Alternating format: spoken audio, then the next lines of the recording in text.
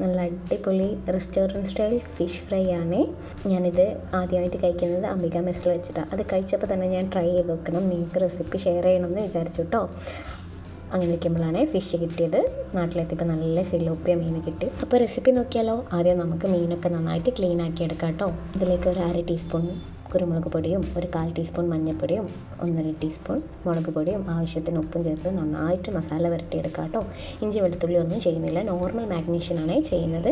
നന്നായിട്ട് മാരിനേറ്റ് ചെയ്ത ശേഷം ഒരു 1-1.5 മണിക്കൂർ അല്ലെങ്കിൽ 2 മണിക്കൂർ നിങ്ങളൊന്ന് ഫ്രിഡ്ജിൽ വെച്ച് നന്നായിട്ട് മസാല ഉള്ളിലേക്ക് കയറുന്ന രീതിയിൽ ഒന്ന് കുറച്ച് നേരം മാരിനേറ്റ് ചെയ്ത് വെക്കണേ. ഫിഷിൻ്റെ ഉള്ളിലൊക്കെ നല്ല രീതിയിൽ മസാല എത്തുന്ന രീതിയിൽ നന്നായിട്ട് മസാല നിങ്ങളൊന്ന് തേച്ച് കൊടുക്കണേ. വരയിട്ട ഭാഗത്തും മീനിൻ്റെ ഉള്ളിലേക്കും ഒക്കെ എത്തുന്ന രീതിയിൽ നന്നായിട്ടൊന്ന് മസാല പുരട്ടി കൊടുക്കണം.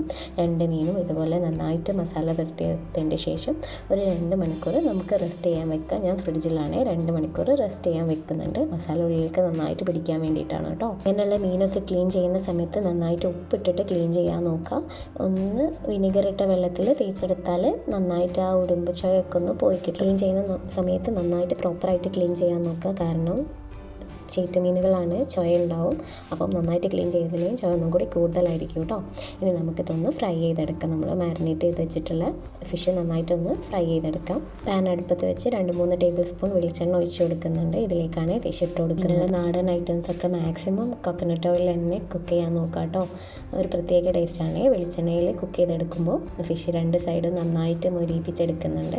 ഒരു സൈഡ് മറിച്ചിട്ടതിന് ശേഷം നമ്മൾ നേരത്തെ ഉണ്ടാക്കിയ മസാല കുറച്ച് ബാക്കിയുണ്ടെങ്കിൽ അതൊന്ന് തേച്ച് കൊടുക്കുന്നുണ്ട്.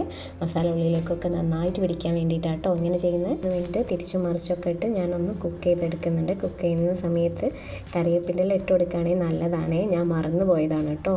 ഫ്രൈ ആയിട്ടുള്ള ഫിഷ് നമുക്കൊരു വാഴയിലയിലേക്ക് മാറ്റി വെക്കാം കേട്ടോ. ഫ്രൈ ചെയ്തിട്ടുള്ള പാനിലേക്ക് കുറച്ചുകൂടെ വെളിച്ചെണ്ണ ആഡ് ചെയ്ത് അതൊന്ന് ചൂടാക്കാൻ വെക്കുന്നുണ്ട്.